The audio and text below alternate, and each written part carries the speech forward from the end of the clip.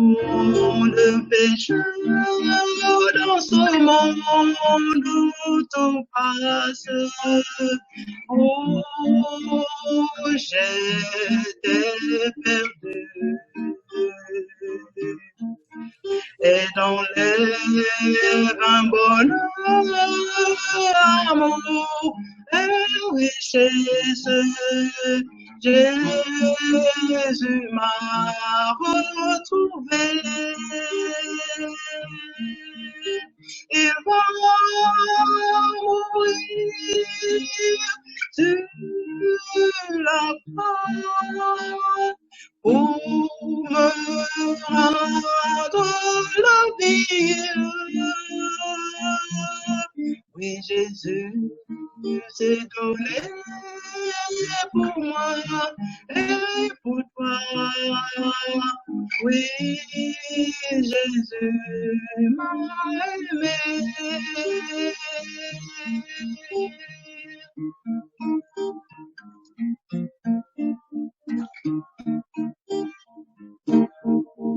Au calvaire sur la croix, Jésus m'a sauvé. Oh, mon roi mourut. Et très tôt le matin, Jésus remonta.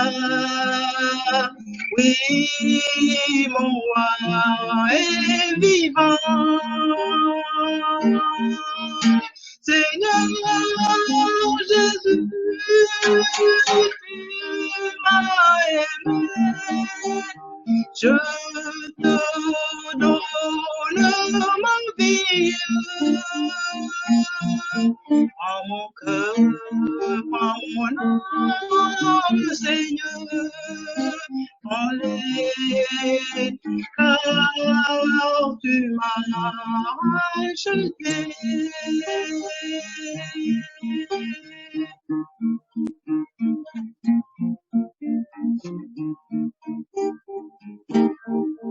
Aujourd'hui, oh Jésus, frappe sur ton cœur.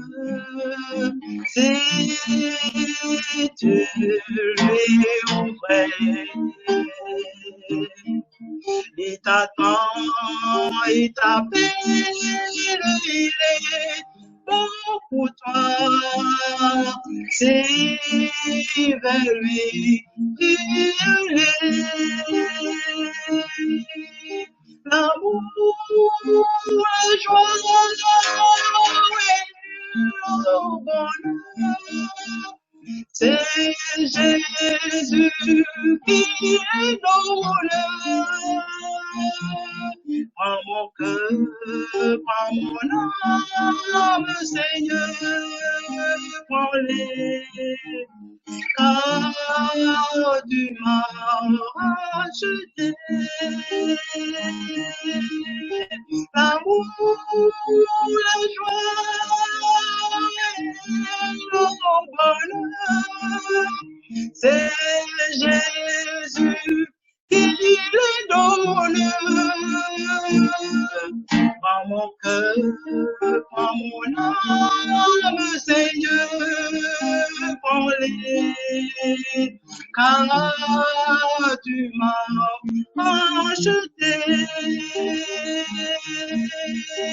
Oh, car tu m'as racheté.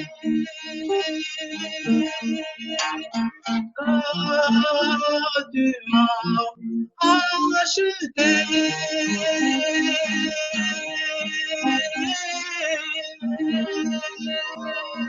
Amen. Twese hamwe tugiye kuririmba indirimbo nimero ya 17 mu gitabo cy'Ikinyarwanda, ariyo ndirimbo yateguwe n'umubwiriza. Isomo ryatanzwe n'umubwiriza turisanga mu rwa kabiri rwo ku ngoma, igice cya 7 umurongo wa 14. Rwa kabiri rwo ku ngoma, igice cya 7 umurongo wa 14, haravuga ngo: maze abantu banye bitiriwe izina ryanjye nibicisha bugufi bagasenga bagashaka mu maso hanjye bagahindukira bakareka ingeso zabo mbi, nanjye nzumva ndi mu ijuru mbabarire igicumuro cyabo mbakirize igihugu.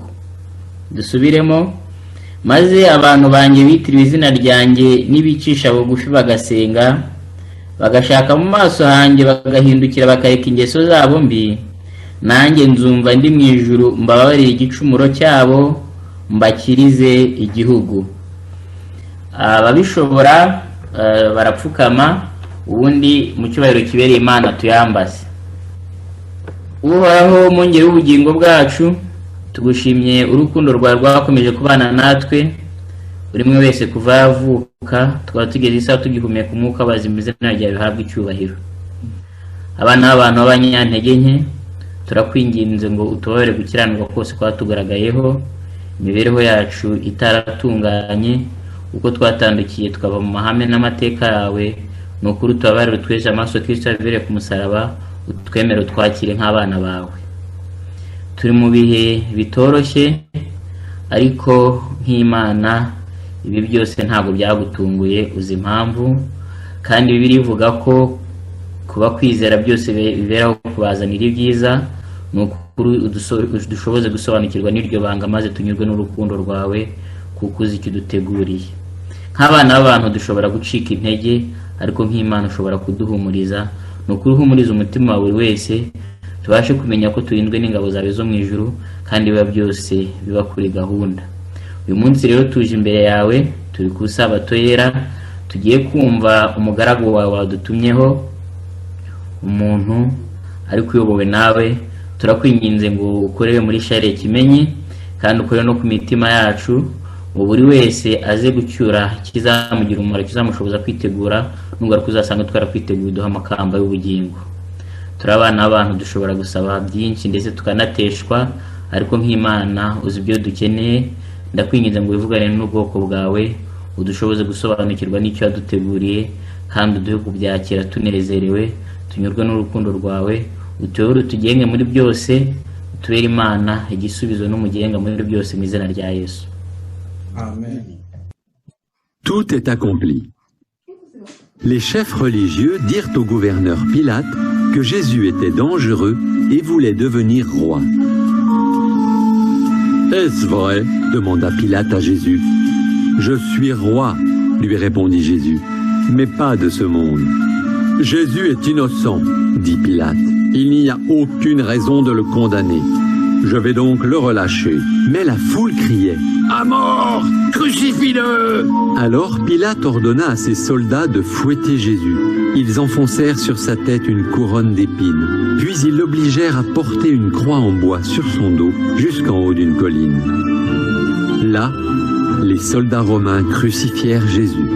Ils clouèrent ses mains et ses pieds sur la croix. Jésus se trouvait entre deux brigands. Vers midi, le ciel s'obscurcit. Les amis de Jésus pleuraient. Les chefs religieux, eux, se moquaient. « Tu as sauvé d'autres personnes, sauve-toi toi-même » Jésus pria. « Paix, pardonne-leur. » Au moment de mourir, Jésus dit « Tout est accompli. » C'est ainsi qu'il acheva ce qu'il était venu faire par amour pour nous. Joseph, l'un des disciples, mit le corps de Jésus dans un tombeau neuf. On roula une grosse pierre devant l'entrée. Un long et triste vendredi prenait fin. Un dimanche de fête. Le dimanche matin, des femmes apportaient du parfum pour le corps de Jésus. Comme une grosse pierre fermait l'entrée du tombeau, elles se demandaient comment faire pour la déplacer. Mais quand elles arrivèrent, la pierre était déjà roulée et le corps de Jésus avait disparu. Des anges dirent aux femmes « Jésus est vivant, allez l'annoncer à ses disciples. » Les femmes annoncèrent la nouvelle aux disciples. Pierre et Jean coururent au tombeau pour vérifier. Il n'y avait plus que le linceul de Jésus. Ne sachant que penser, ils rentrèrent chez eux. Le soir, les disciples étaient réunis pour parler de ce qui s'était passé. C'est alors que Jésus leur apparut. Ils eurent très peur, car ils pensaient que c'était un fantôme. N'ayez pas peur, dit Jésus. Regardez mes mains et mes pieds, c'est bien moi. Allez-y, touchez-moi. On ne peut pas toucher un fantôme. Et les fantômes ne mangent pas. Mais moi, j'ai faim. Jésus mangea du poisson, puis il leur parla.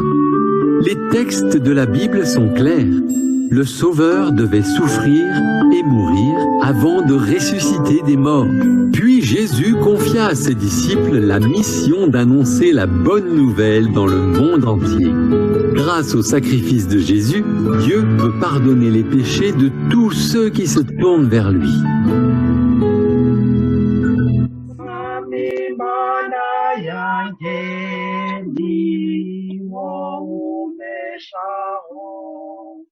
ubuntu bwawe n'isoko nyinshi ibyiza byose ubuntu bwawe n'isoko nyinshi amahirwe yose ni wowe wandemye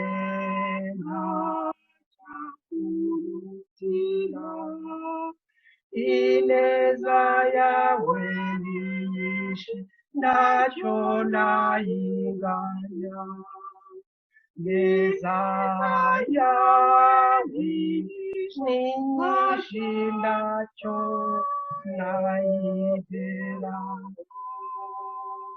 Nshimiye kandi famiye ya Joel imaze kuturirimbira indirimbo nziza, indirimbo itubwira ko twiyeguriye Imana tuhaye byacu byose. Amen.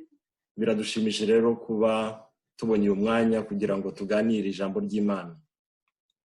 Nkuko mubimenyereye ndaza kuvuga mu Gifaransa ndetse no mu Kinyarwanda kugira ngo twese dukurikirane.